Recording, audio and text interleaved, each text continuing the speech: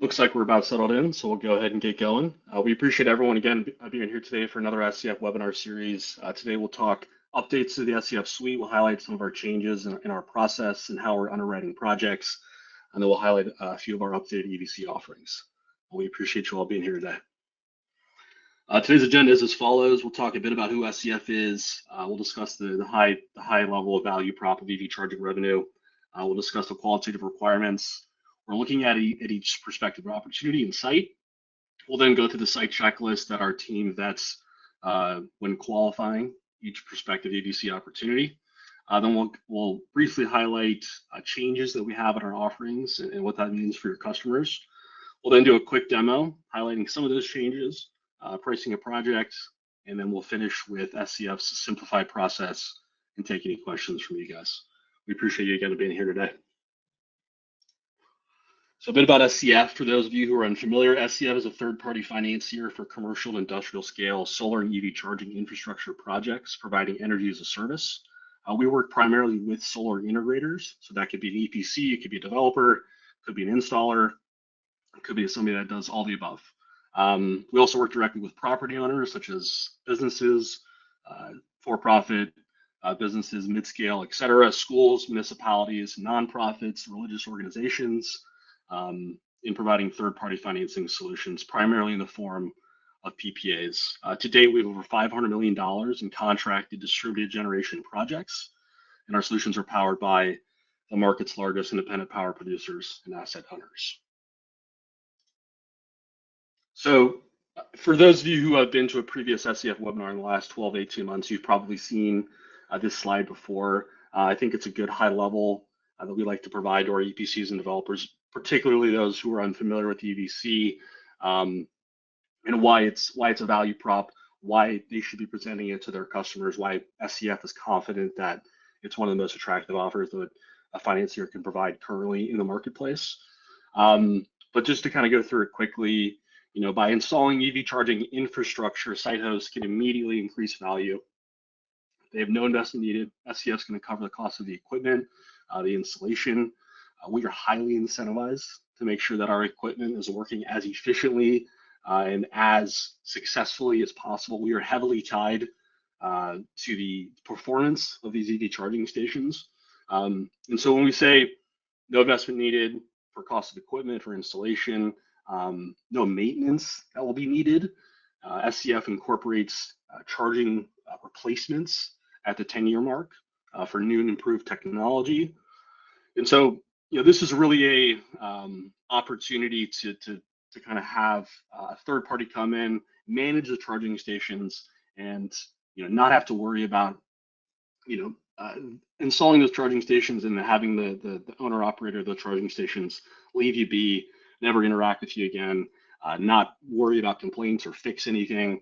Our incentives are heavily tied to the performance of these charging stations. And so when it comes to equipment, when it comes to maintenance, when it comes to replacement, SCF is heavily tied to the performance of these stations, like I mentioned. And so again, huge opportunity for a property owner to have that off their plate.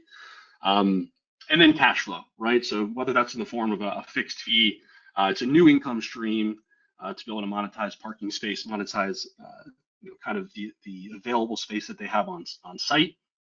This is a new property feature, so an amenity to add to their members and property users, or entice new members to come to their location, whether it's a shopping center, restaurant, quick service restaurant, places that they want traffic. This is a great way to attract new customers. And finally, SCF is a strong financial partner, and we have strong financial partners as well. We've been in the business for over 13 years, and so we have a lot of experience when it comes to working in this space, working with these types of projects, and our investors are also viable and have a ton of experience. And so that makes a lot of these projects very safe from a development standpoint. So this is an update, qualitative requirements. This is not something that we've shared as extensively in the past. We really want to be able to give the blueprint and the guide to our EPCs and our installers, as well as our developers, on what SCF is looking for, what is going to qualify and be eligible in our EVC program, and what does that look like from a design perspective, from a property type perspective, And from a availability perspective, right? Because there's a full formula to what a site is going to showcase from an upside potential, and there are a lot of components to it that don't just showcase in a zip code, for instance. So to start, we're using Tesla equipment for a lot of our projects. That's the V4 cabinets and the V4 chargers. Because of that, the site must have sufficient space to install at a minimum 4 Tesla ports, a cabinet, and utility equipment. SCF prioritizes sites that are close to a highway corridor, so less than 1 mile if possible. And of those sites that are less than 1 mile, shopping centers, grocery stores, quick service restaurants, and gas stations with refreshing amenities are to be prioritized with these sites. Other sites like churches, golf courses, hotels must have amenities such as coffee shops, restaurants, convenience stores at the site or across the street within 200 feet for us to be able to consider those types of sites. Currently, hotels are difficult to get approved, so we're not target those. We recommend avoiding these sites pretty much altogether, unless we don't find any charging stations within a 5 to 10 mile radius. It could be something that we could potentially consider. In most scenarios, I would say it's not the most attractive property type for us. The site should be accessible 24/7, which is a big caveat for a lot of sites, with amenities open for at least 12 hours every day, preferably 7 a.m. to 7 p.m., so daily working hours. The site should be clean, well maintained, and secure. And I would say, as a resource for a lot of our partners, if there's a site that you're looking at that you'd be curious to know if SCF is going to be interested in, separate from those qualifying parameters, utilize the tesla.com/find us URL. This is a great resource to be able to say, hey, this is a site that could potentially be a qualifying fit. And if it's not, we would know due to the excess amount of Tesla chargers within that 3 mile distance. And so it's a great way to say, hey, are there a lot of Tesla chargers in this location? Is this something that we can target? Or is there too much traffic here already? Again, these are all kind of adding to the story of a potential site. And then when it comes to a site checklist, what are the things we're checking off from a prospective opportunity location? And when we say well-maintained, secure, clean, this is kind of what we mean. So site is well lit with sufficient lighting covering all charging stalls, pathways, and surrounding areas. Hazard-free environment, right? So no potholes, vegetation overgrowth, or obstacles near the chargers. 24/7 access, like I mentioned before, with no barriers or time restrictions, no seasonal closures or temporary restrictions without prior notification, and then ample parking and maneuvering space for vehicles of all sizes. Again, these are a lot of steps we're looking to hit. And so not every site is going to be a great fit for our program, and we know that. And so we want to be able to give you guys the ammo, the framework, the structure to be able to check some of these things off prior to bringing it to SCF to make sure you're making the best use of your time and we're making the best use of our time. And then when it comes to amenities, essential amenities need to be within a 1-minute walk, ideally open 24/7, or at least from that 12-hour window from 7 a.m. to 7 p.m. We'd like to see trash cans available, placed directly adjacent to or nearby the chargers for easy disposal and no litter accumulation. We'd like to see clean, well-maintained, permanent restrooms on site or adjacent with at least one facility per gender or gender neutral, equipped with running water, soap, toilet paper, and hand dryers. Food, drinks, convenience options, on-site or adjacent vending machines, a convenience store, cafe, or a restaurant offering snacks, beverages, or just basic items. Again, kind of adds to the experience of charging at that location. And then seating for drivers. Again, this is not always going to be the case, or we have availability for lounging, for benches, etc. But a place where they can rest, eat, put their feet up, go to the bathroom, really adds to the quality that we're able to evaluate and put together an offer for these sites. So when it comes to EVC offerings and our updated offerings, previously, if you've gotten an offer for us for EVC revenue share in the past, it has been exactly that, right? A revenue share percentage. And in that structure, a property owner would receive a percentage of a revenue generated up to 10%. Now in this structure, there was a larger upside potential, but due to the overall volatile nature of EV charging stations, specifically over the last 2 to 3 years, we're starting to see the market kind of be a little bit more developed at this point prior to previous years. But due to the just volatile nature of EV charging, forecasting utilization, et cetera, we found that this has not been as competitive of an offer for customers, specifically for-profit, mid-scale, nonprofit. The biggest need and draw there is going to be consistent cash flow. And the revenue share component does offer a lot of upside, but it doesn't offer much minimums. And so we have no minimum guarantee that we would offer in that structure. And for that reason, we found a lot of customers were more intrigued and more curious by the fixed lease model. And so that's why we have foregone with the revenue share percentage model, which you may have known from us in the past. And we're putting together our more preferred option, which is the fixed site license payment. Now, this is a per stall per month payment where the property owner will receive a fixed site license payment ranging from $150 to $250 per EV charging stall per month. Now, this can be on any term length ranging from 10 to 30 years. By offering this structure, we're able to incorporate an EVC only offering into our financing products that we haven't been able to in the past. In the past, if you'd worked with us, you would know that for most EVC offerings, we would have to incorporate some sort of PV or battery to be able to put together an EV charging offer at that site. No longer is that the case due to this financing product that we're putting together, as well as shorter term lengths, right? I think if you had interacted with us in the past, you would know that 20 to 30 years is kind of the range we would offer for a lot of these projects. But with an EVC only structure with a fixed site license payment, we're able to offer shorter term lengths, which for a lot of customers is a more attractive offering to be able to kind of have a shorter runway for the structure that they're going to have deployed at their place of business. We can incorporate an annual escalator with that, so up to 3% over that period of time to kind of increase that offer. This is guaranteed income, right? I think that's what the biggest draw is, especially when we're incorporating additional savings in the form of the PPA, or two additional forms of income stream that they hadn't had prior. Really kind of showcases itself as something that's attractive, something that's they can forecast and they can really plan for, which I think for a lot of these types of property owners, I think is a lot more attractive for what they're looking for right now versus the upside of a long-term play. And I think for some sites that really showcase strong utilization, specifically at year 5, year 6, year 7, we start to see a real increase in utilization at that location.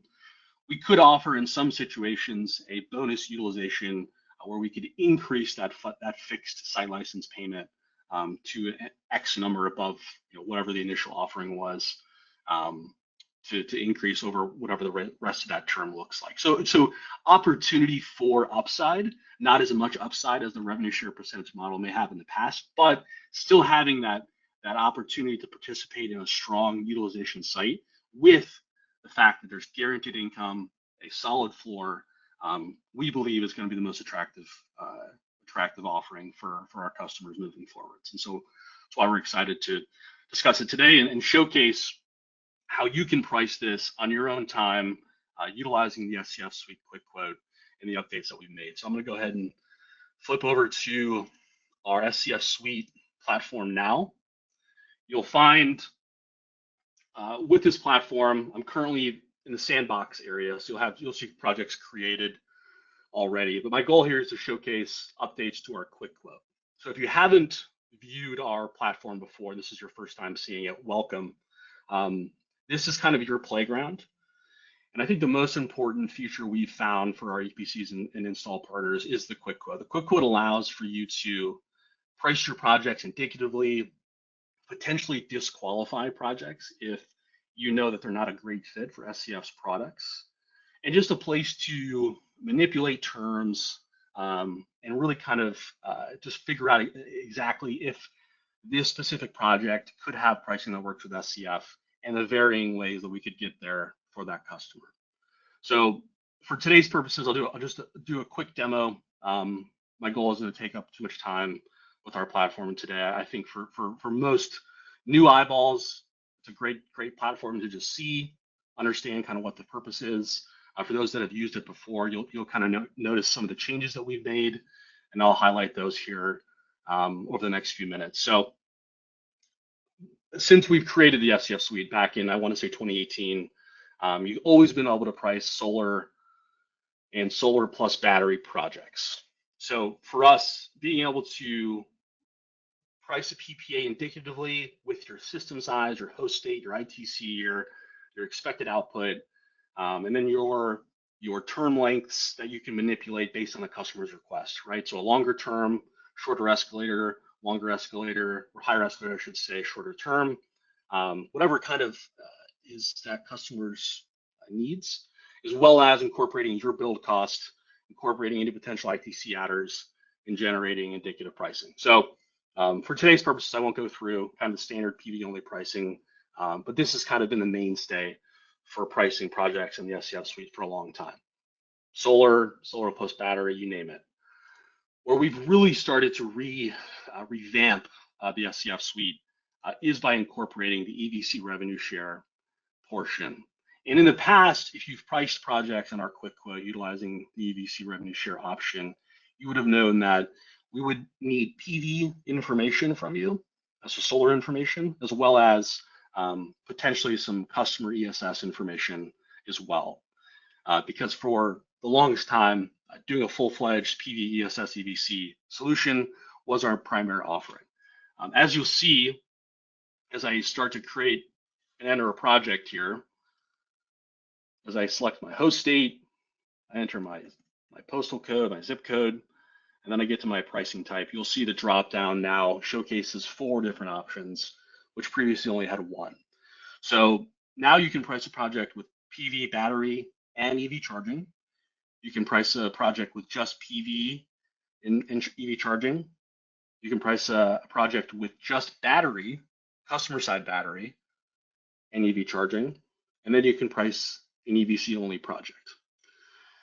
So that's, again, 4 different options for a potential EV charging customer that we didn't have prior. That really allows you to kind of dial in your pricing for the proposal you're looking to generate.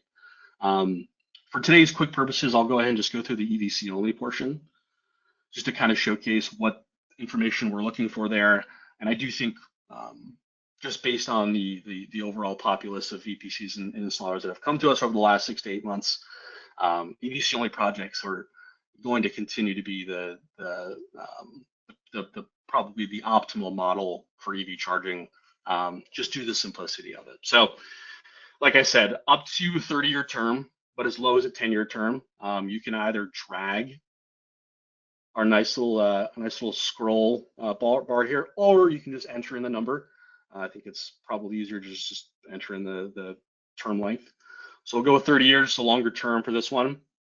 And then the fixed dollar per stall escalator. So like I said prior, we can go up to 3%. In some scenarios, we won't be able to support that. We'd have to offer a fixed offer. For this one, I'll offer at 2%. We'll say this is a shopping center, but as I showcase kind of the drag down here, we have a bunch of different property types, as well as some generalized selections in case your property type does not fit. Are we within 1 mile of the highway? Which, as we mentioned before, big draw when it comes to forecasted utilization. The charging station rating is going to stay fixed at 150 kilowatts as we're using primarily Tesla equipment. Our program administrator for this opportunity is SCE, as this is an SCE zip code. So that was an autofill. And then we can incorporate federal incentive ITC adders if possible. For this project, we'll say we don't have any. This is a new service for an EPC only project. And then I'll go ahead and hit calculate. What you'll find is it's going to solve for a number of chargers and a fixed fee per stall number we could support. Now, I already previously provided that range from $150 to $250. So a really attractive site is going to see $250, and then a less attractive site that still fits our parameters, we'll see $150. This site, as you can see, it generated 16 chargers. That's really aggressive. I'd say that's really on the high end. We'll go as low as 4 Tesla chargers for any location. 16 would definitely be on the higher end, a very attractive site, if you will. And so Again, you can run these projects multiple ways, right? You can run it just as with EV charging. You can then say, okay, actually, the customer has a pretty large consumption. They have some rooftop space. Let's look at incorporating PV and battery as well. So you'll see I clicked the PV plus ESS plus EVC option. My template changed entirely. And now I have the opportunity to input that information and get an indicative feedback, solving for that dollar per stall based on the solar information that I'm incorporating as well. So I'll put in my figures here: a 500 kilowatt project. I have my annual output. I have my ESS cost per kilowatt hour. I have my targeted PPA rate, which we're going to say is 15 cents. If I can type. We'll keep it a 2% escalator option. Let's say my big bill cost on this is $3 a watt. My stall term is 25 years, as well as the escalator for that. We've maintained all the rest of the parameters the same: property type within 1 mile of the highway, program administrator, and then I'll incorporate that. We're offsetting about, let's say, 85 to 90% of total offset with this solar. Got all my inputs in. Go ahead and hit calculate. And what you'll see is in this PPA rate field, it acts as an input and an output, right? So I inputted 15 cents as my target. We couldn't support that. What we could support is 21 cents while still supporting the EV charging solutions for 16 chargers at $250 fixed fee per stall. So again, these are some of the high-level changes we're making to the SCF Suite Quick Quote. We want you to be able to price your projects more accurately in this indicative process. We want to be able to say, if you have a specific type of project you're looking for, that you can price that here. And this is just, I would say, the initial features of the SCF Suite. From here, you can create the project, you can generate a proposal and term sheet combo, you can upload documents to a shared data room, you can track the project from concept to completion, and really just utilize it as an additional CRM/resource while being able to disqualify or qualify your projects on an indicative basis using this quick quote. I think as today goes, we'll stop there for the SCF Suite quick quote and the changes. But I think our goal for each and every one of you is to register on the SCF Suite. That's really kind of the next step we would prefer we take with you guys, is to be able to have an introductory meeting with me or one of my colleagues, collect any customer info or utility data that we have for that project, model it, design it, present it. Ideally, have a project review/term sheet issuance period. And ideally, once that term sheet is signed, we can do a kickoff call with all parties, with you guys, with the customer, identify any remaining diligence items, go through financials, customer documents, project development items, etc., and then work towards contract execution, PPA, SNDAs, EPCs, MIPAs, whatever's necessary from a contract standpoint. And ideally, if we can have that process completed in 30 days, that's ideal. Doesn't always happen on every project, but I think for any financier that's successful, that's able to put projects in ground, being as efficient as possible in these initial 30 days, I think allows for us to control the controllables and allow our timelines to be completed within our initial estimates. So that's all I have for today's webinar. Feel free to pop open the question box and ask us any questions you have. We'll give it a few minutes here and allow some questions to populate on your end. We'll try to get you out of here without too many minutes past the half hour, but we appreciate you all being here today again. Awesome. So I got a question here regarding if this platform can be used for off-grid PV, ESS, EVC stations. Generally speaking, most of these solutions are going to need a new service.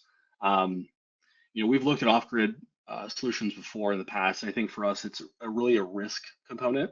And do we have access to an interconnection? Somehow, I think for most projects, the risk component is just too high for most off-takers to be able to do a fully off-the-grid PV, ESS, EVC solution and tie ourselves contractually to that one customer for X amount of time. So it's not something we've done much in the past. It is something we can take a look at if you have a project that would fit that parameter. And we can just kind of qualify and underwrite it and see what's possible. I think like I said, it's not something we've done historically, but it's definitely something that it's really just more of a risk question than a practicality question. I got a question regarding how do we become an installer of the EVC projects. We just, our standard ask is a statement of qualification, completed project examples. Do we have project references for those completed project examples? And then just getting some general idea of your install team, how many install/contractors you have, and what scale of projects you've completed past, or over the last 3 or 4 years. I think that would be kind of the overall analysis that we would ask from you to be able to determine if, have you completed projects in the past, what quality do you have, and are these projects, kind of fitting the parameters of what our investors are looking for. I think as long as you hit those steps, we'd be happy to work with you. And I think for most EPCs that we've worked with on the EVC installation side, there's not a ton of them right now. So either you have experience and you're very interested in or have the ability and the scope, or it's something that's newer for you, and then we'd be happy to bring in, potentially another EPC or contractor on a project to kind of help guide any opportunity that you might have that you might be a little bit green on. I got a question on is this product available statewide? Yeah, so nationwide. We're targeting. I have a document of states that we're kind of targeting from a market perspective. So I want to say it's ranging between 10 and 15 states across the nation. I'd say bring your project to us and let's talk about it. There's going to be certain situations where some states aren't as, the growth rate info is not as good, but the specific site in question does fit our parameters. So I would say I wouldn't give, kind of an overarching recommendation or mention on specific states. I think let's talk about your specific site first, see where it kind of fits within our parameters and our structures and our guidelines, and then we can go from there. But yes, nationwide, this product is available, and we want to be able to have more of a footprint past California if possible. Question regarding, is the model available for EVC plus ESS, no PV? Yes. So we can put together kind of a more of a lease structure for that EVC, separate from the fixed fee per stall for the EVC. So absolutely can do no PV, just ESS EVC. Great. Well, that is all I have for you guys today. We appreciate it. I'd love to connect with each and every one of you. We'll get this recording out to you as soon as possible.